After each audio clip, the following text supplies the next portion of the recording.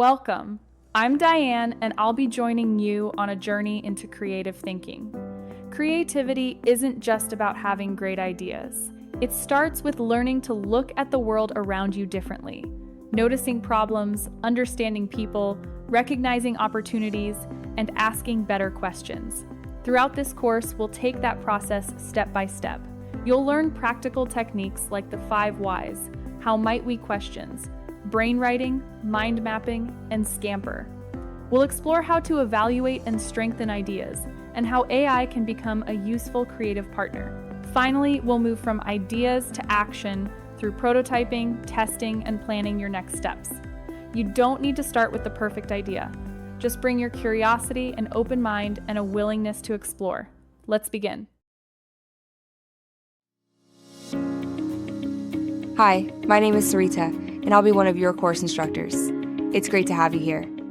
In this first lesson, we're going to start with something that sits at the heart of creative thinking, learning to notice opportunities. When you hear the word creativity, what comes to mind? Maybe art, music, design, or someone who always seems to have original ideas. But creativity is much broader than that.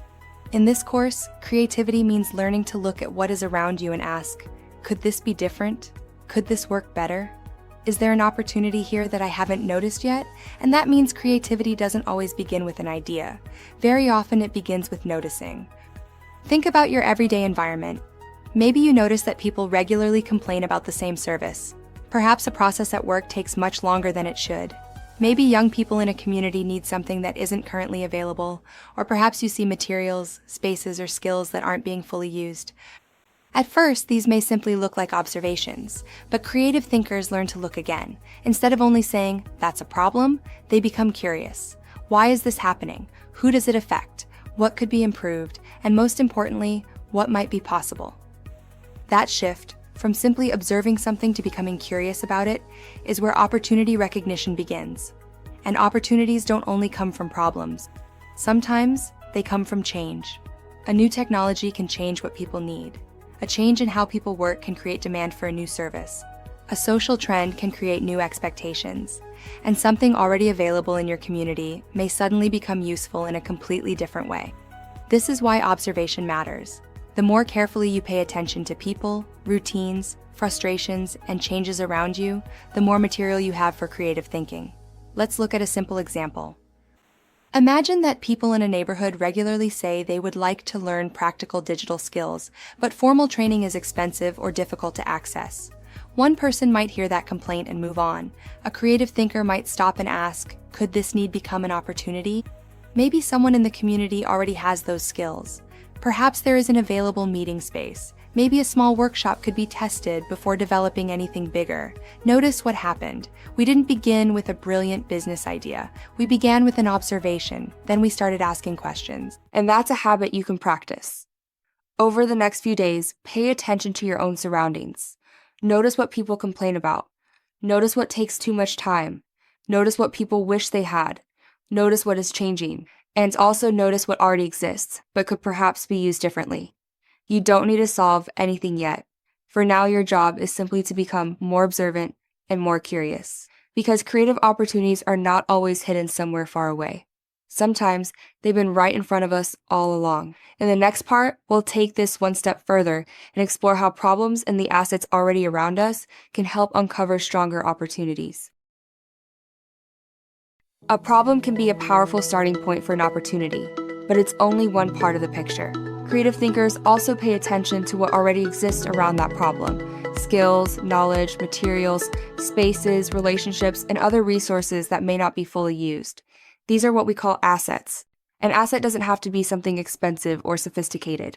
It could be a local skill, an unused space, available materials, traditional knowledge, or a strong community network. The key is learning to recognize the potential in what is already there and asking, could this be used differently? Strong opportunities often appear when we connect a problem with an asset. Maybe people need affordable training, and someone in the community already has the skills to teach it.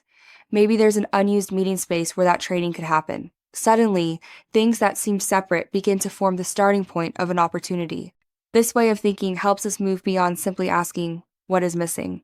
We can also ask, what do we already have?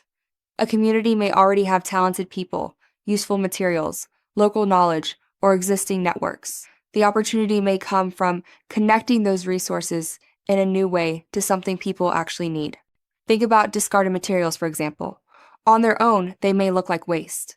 But combine those materials with local craftsmanship, creativity, or practical skills, and they could become something useful or valuable. The materials haven't changed. What has changed is the way we look at them from something overlooked to something with potential. The same thinking applies beyond physical materials. Knowledge, experience, relationships, and cultural traditions can all become valuable assets. Someone may know a traditional craft. A local business may have equipment that sits unused at certain times. A community group may already have strong connections. Creative thinking asks, what potential is already here that we haven't fully recognized? The same thinking applies beyond physical materials. As you practice this, try looking at your own environment with fresh eyes. Ask yourself, what do people need? What resources are underused? What skills already exist? What could be connected differently? Don't rush to create a solution. At this stage, the goal is to notice patterns and uncover possibilities worth exploring further. And remember, recognizing an opportunity does not mean you already understand the problem well enough to solve it. An observation can point you in the right direction, but assumptions can easily lead us toward the wrong solution. Before developing an idea, we need to understand who is affected, what they experience, and what they genuinely need. That brings us to the next stage of our creative journey, understanding the problem. Before we start creating solutions, we need to listen, question our assumptions, and understand the people behind the challenge. In Lesson 2, we'll explore how human-centered thinking can help us move from what we think the problem is to a deeper understanding of what is really happening.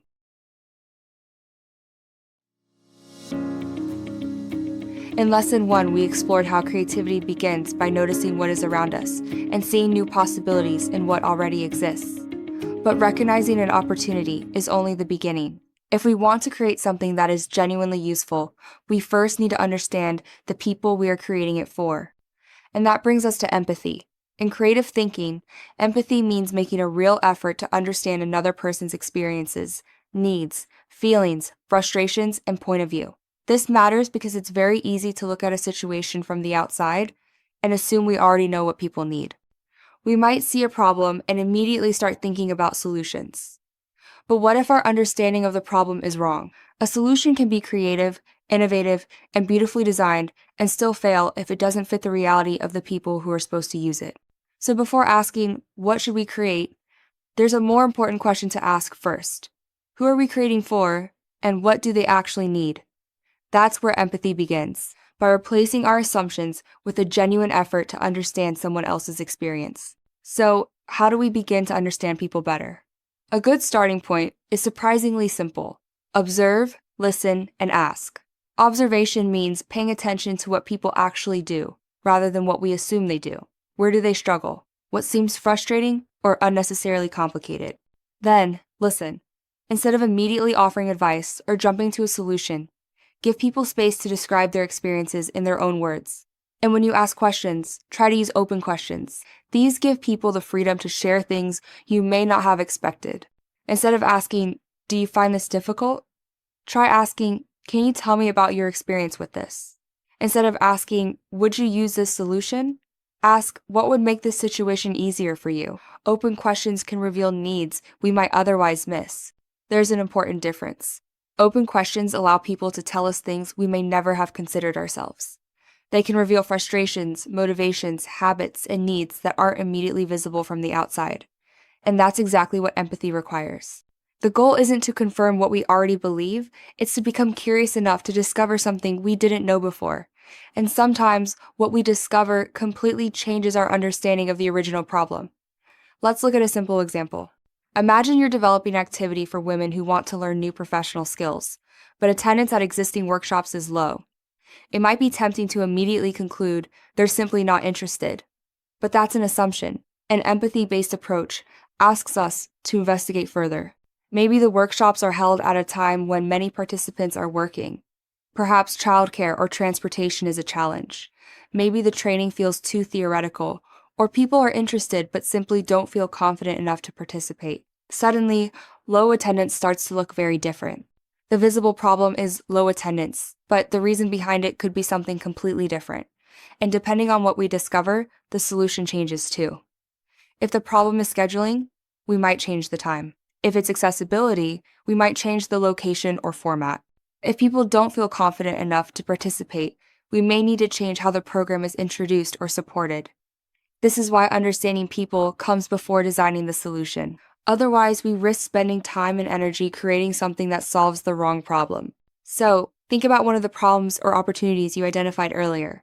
Now identify one person or group of people affected by it. Ask yourself, what am I currently assuming about them? What do I actually know? And what would I need to learn directly from them? You could observe how they currently deal with the situation, have a short conversation, or simply listen more carefully when they describe their experience. The goal isn't to collect hundreds of answers. It's to begin replacing assumptions with understanding. Empathy doesn't mean you have to agree with everything someone says. It means being curious enough to understand their experience before deciding what the solution should be. Because strong creative ideas aren't only new or exciting, they are relevant to the people they are meant to serve.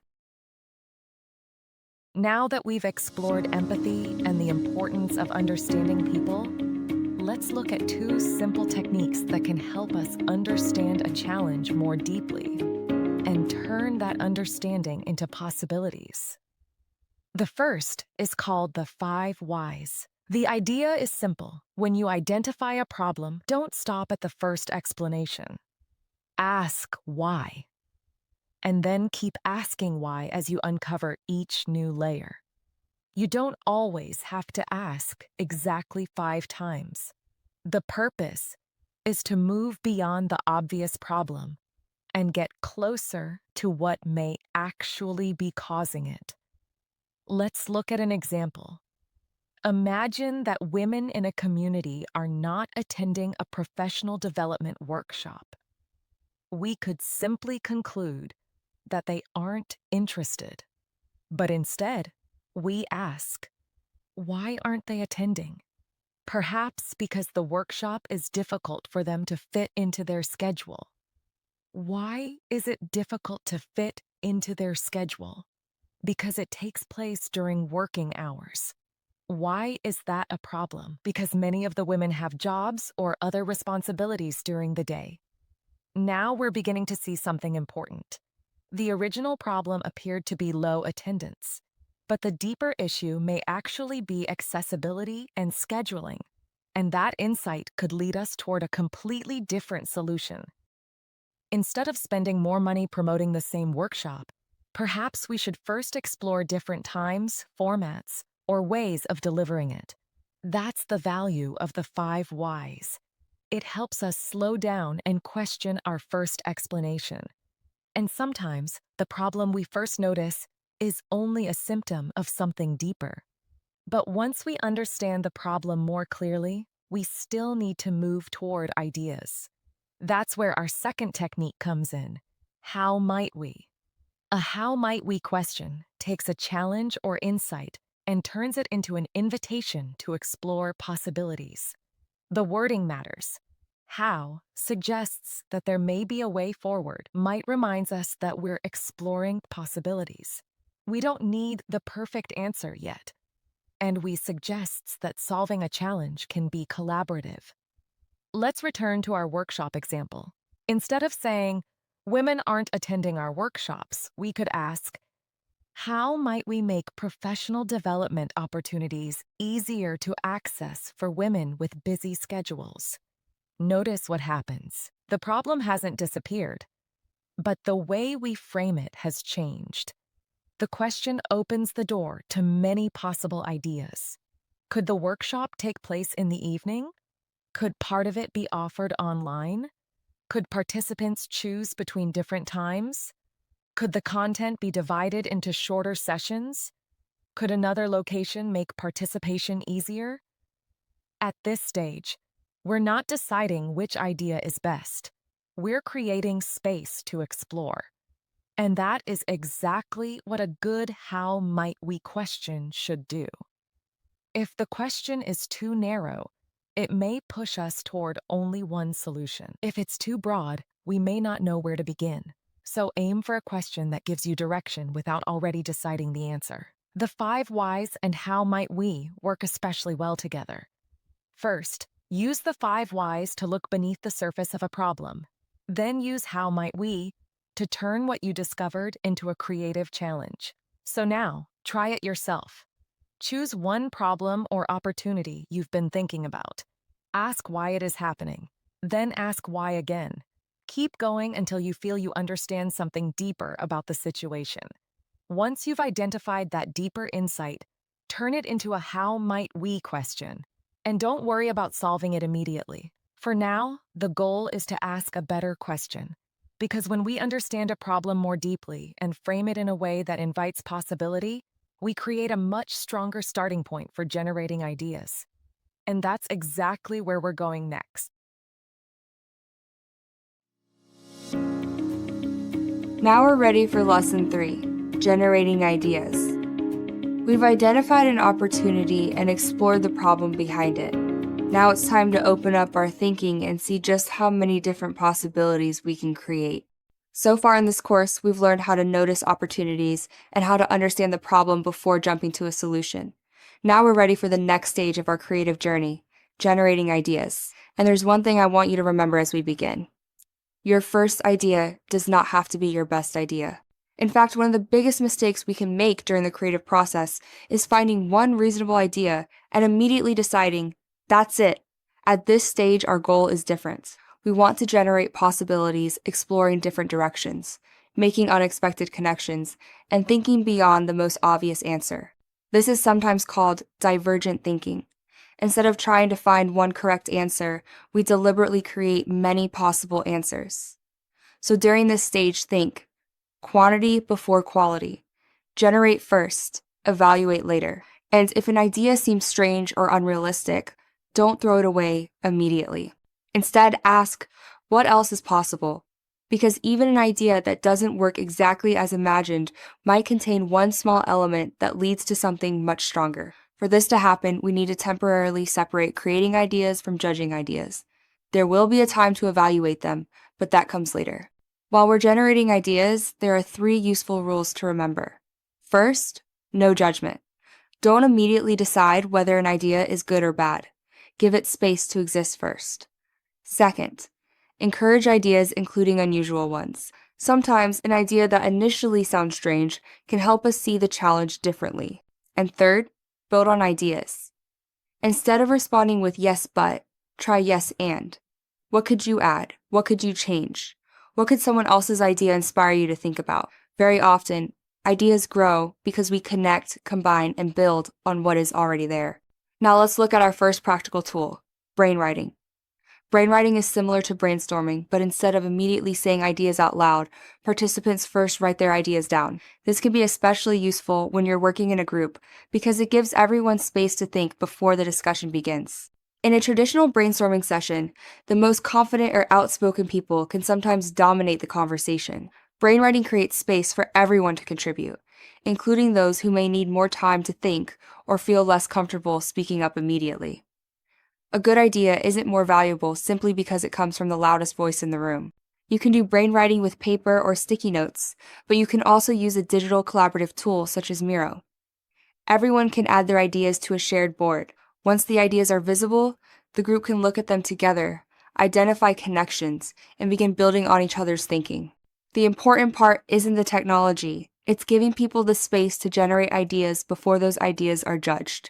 When everyone has had a chance to contribute, you can start looking for similarities, surprising combinations, or ideas that could be developed further. Remember, at this stage, we're still generating, not evaluating. Brainwriting also gives you time to develop your own thoughts before being influenced by other people's ideas.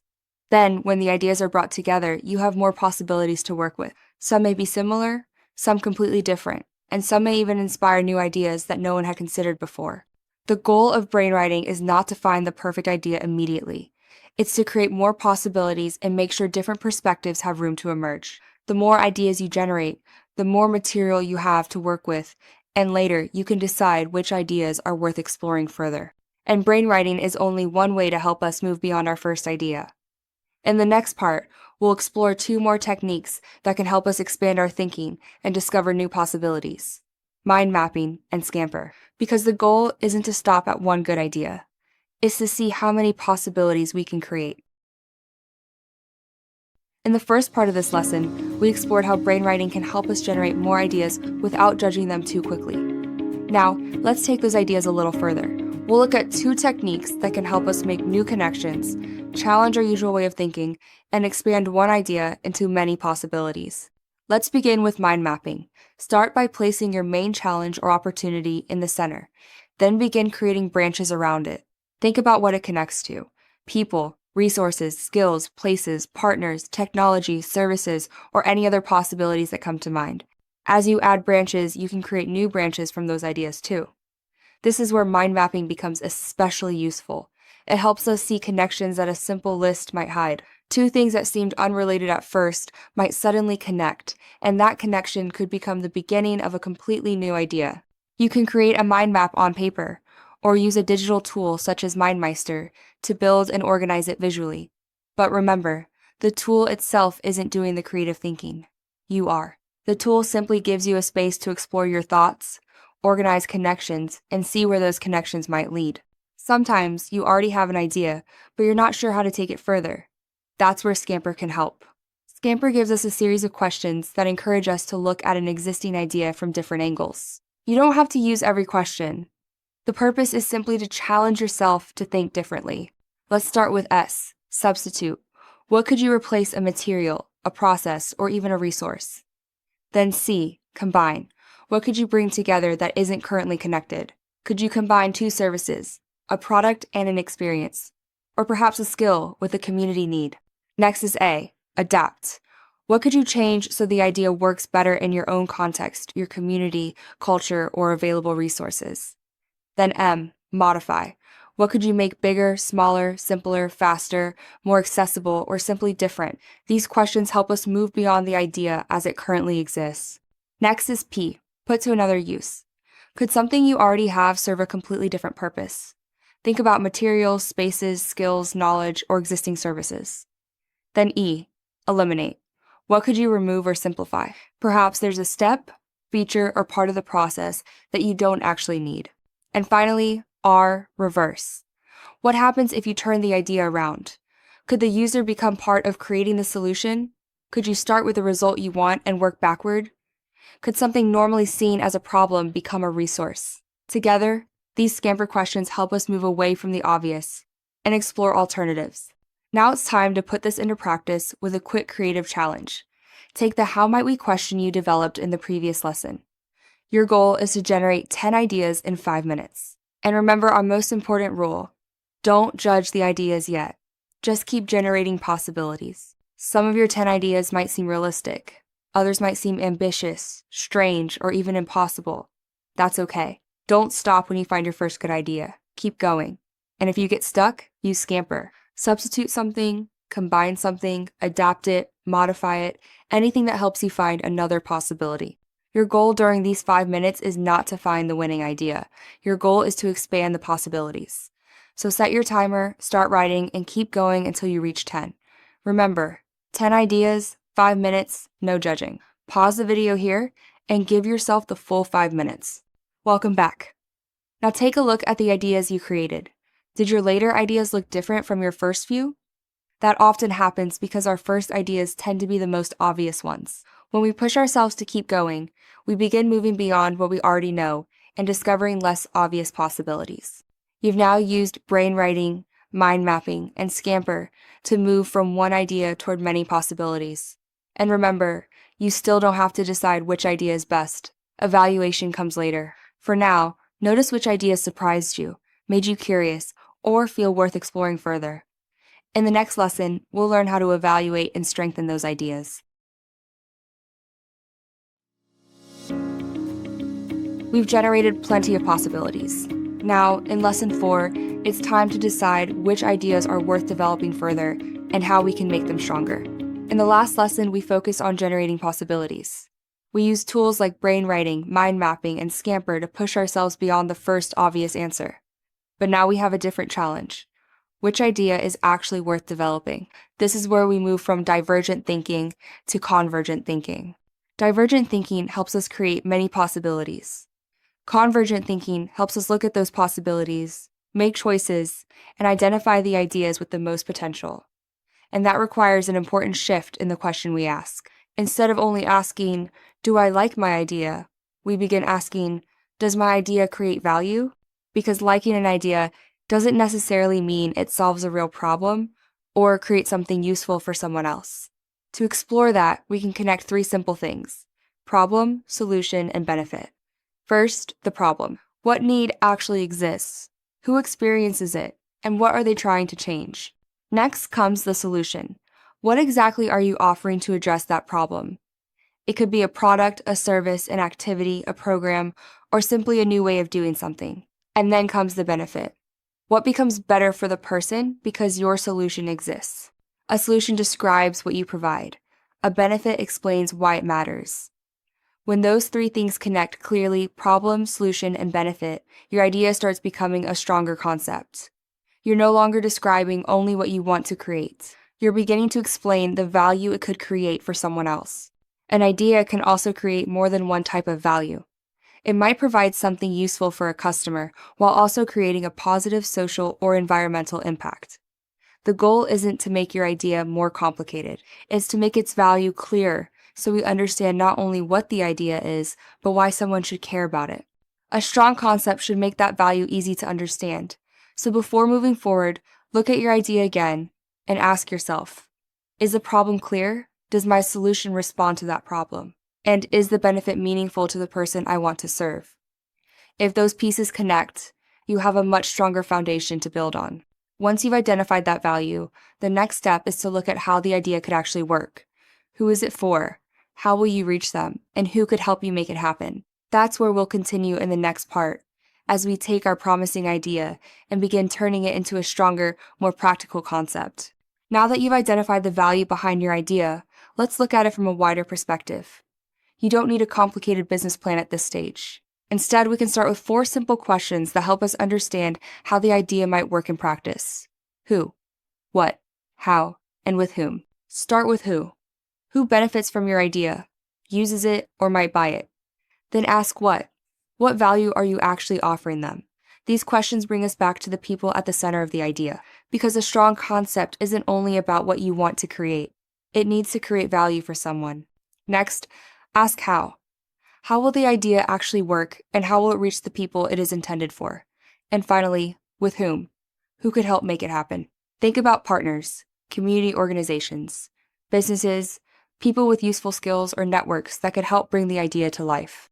These 4 questions, who, what, how, and with whom, give your idea more structure without requiring a full business plan. They help you see whether the idea can begin moving from an interesting possibility towards something more concrete. And once that picture becomes clear, there's another powerful way to strengthen your idea: getting feedback. Feedback gives us information we may not see on our own. When we create an idea, we understand what we mean, so we can easily assume that other people will understand it too. That's why it helps to share your idea with someone who might actually use it, buy it, or benefit from it. Ask them questions like, what do you like? What don't you understand? Would you use or buy this, and what would make it better? Their answers may reveal something you hadn't considered. And remember, feedback is information. It isn't a judgment of you or your creativity. You can listen, learn, and decide what should change. Think of the process as idea, feedback, improve. You start with your idea, listen to how people respond, and use what you learn to make it stronger. You don't have to accept every suggestion. The purpose is to discover what works, what may be unclear, and where there may be room for improvement. Now choose one idea from the possibilities you generated earlier. It doesn't have to be perfect. Just choose one that seems promising or makes you curious. Ask yourself, what problem does it address? Who benefits? What am I offering? And what becomes better for that person because of it? You've now moved from generating many possibilities to choosing and strengthening one idea through value, structure, and feedback. And remember, strong ideas rarely arrive fully formed. They develop through questioning, feedback, and improvement. Next, we'll explore how another tool can help us expand our thinking even further: artificial intelligence as a creative partner. Welcome to Lesson 5, AI as a creative partner. We've already developed and strengthened our own ideas. Now we're going to see how artificial intelligence can help us expand them even further without taking over the creative process. AI can be incredibly useful for creativity, but the goal isn't to ask it to think for us. Instead, we can use AI to help us see more possibilities, different perspectives, and questions we may not have considered ourselves. In this lesson, we'll look at how AI can expand ideas, challenge our thinking, help us write better prompts, and support the creative process while we remain in control. There are 3 particularly useful ways AI can support creative thinking: expand, challenge, and explore. Let's start with expand.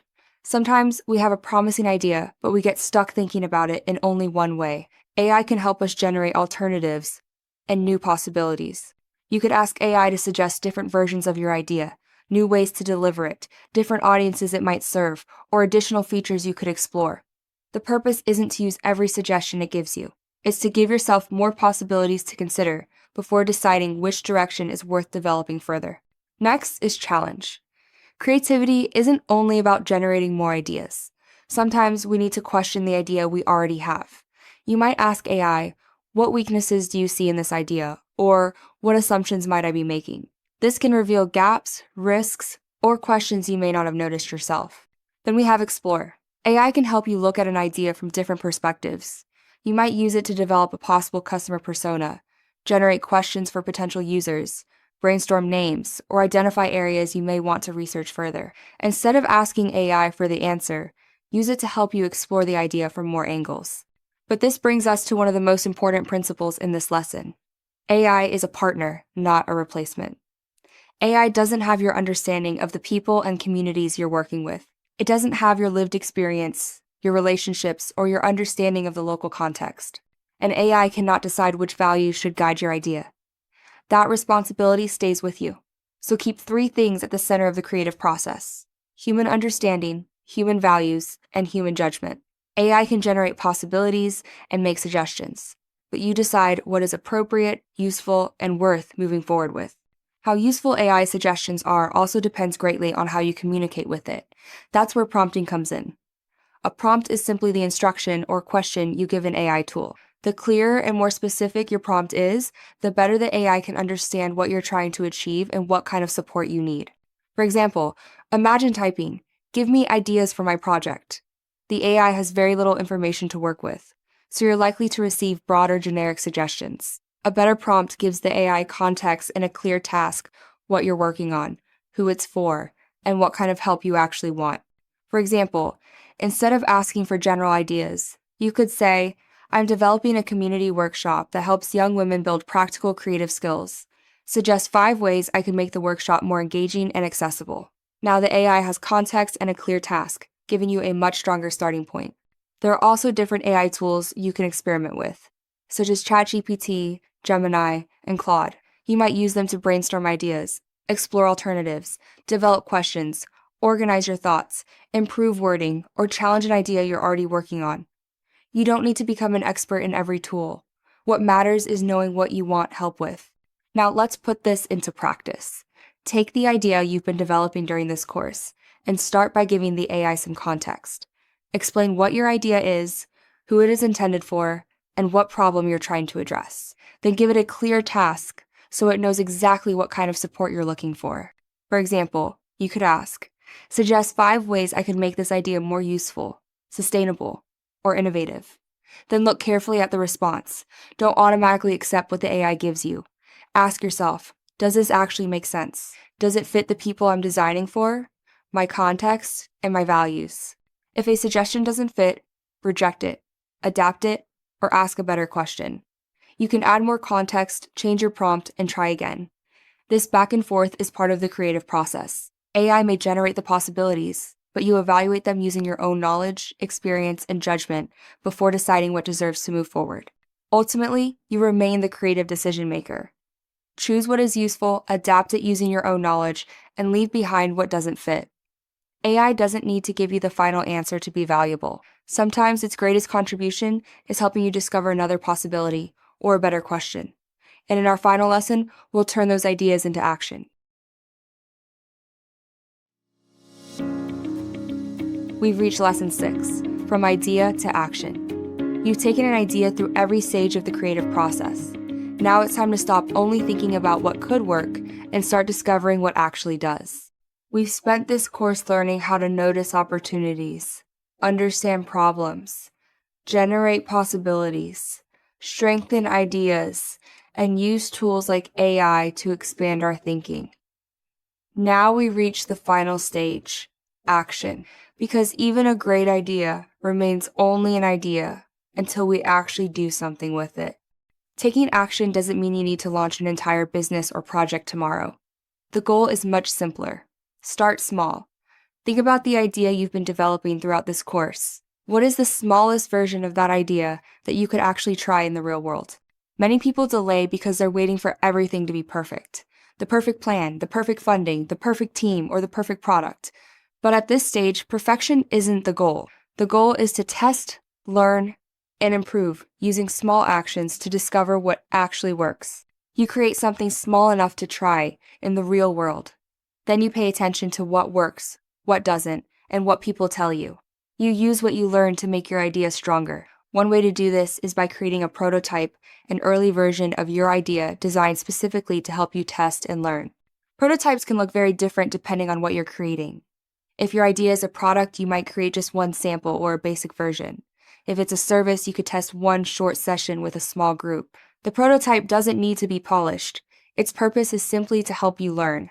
If your idea is a project or digital solution, your prototype might be a simple mock-up, a few interviews, or one small activity.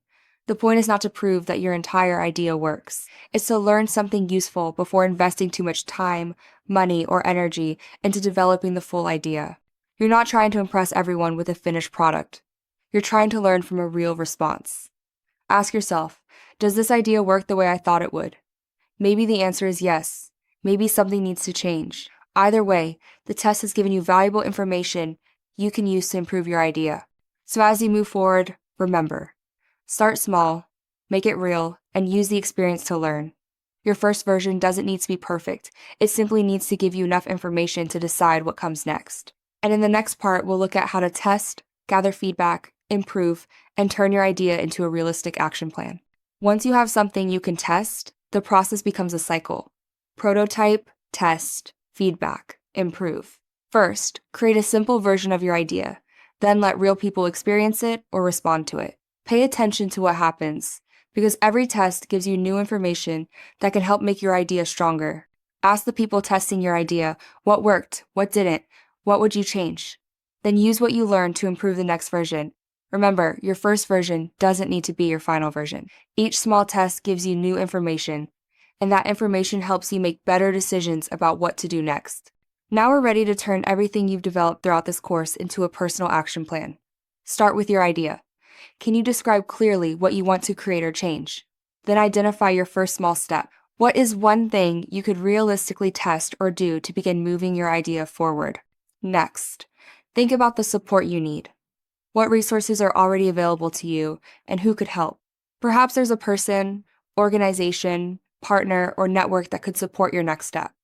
You don't have to do everything alone. Sometimes the right connection or resource can help turn a small first step into real progress. And finally, give yourself a timeline, not someday. Choose a realistic moment when you will actually take that first step. A simple action with a clear deadline is much more powerful than a perfect plan that never begins. The goal is to move your idea from intention into action. Now look at how far your idea has traveled. You began by noticing opportunities around you. Then you learned to understand people and problems more deeply. You imagined different possibilities, explored alternatives, and used creative tools to move beyond your first idea. Each stage helped you build towards something clearer and more meaningful. Now look at how far your idea has traveled. You began by noticing opportunities around you. Then you learned to understand people and problems more deeply. You imagined different possibilities, explored alternatives, and used creative tools to move beyond your first idea. Each stage helped you build towards something clearer and more meaningful. As you move into action, remember, you do not need to have everything figured out. Great ideas don't need to start big. They simply need to start. Choose one small action, try it, learn from what happens, improve it, then take the next step with more knowledge and confidence than you had before. This is how an idea moves from inspiration to innovation, not through one perfect decision, but through curiosity, creativity, testing, and learning. Take what you've developed throughout this course and choose your first small step, because your idea doesn't have to be perfect to create change. It just needs a place to begin. And just like that, we've reached the end of our creative journey together. I hope this course has helped you see creativity a little differently, because I know I do. I've learned that a good idea doesn't have to appear all at once. It can start with something we notice, a question we ask, or a possibility we decide to explore. So I'm leaving this course with one reminder for myself and for you. Stay curious, keep experimenting. And when you see a possibility, don't be afraid to take that first step. I'm Diane. Thank you for joining me on this journey.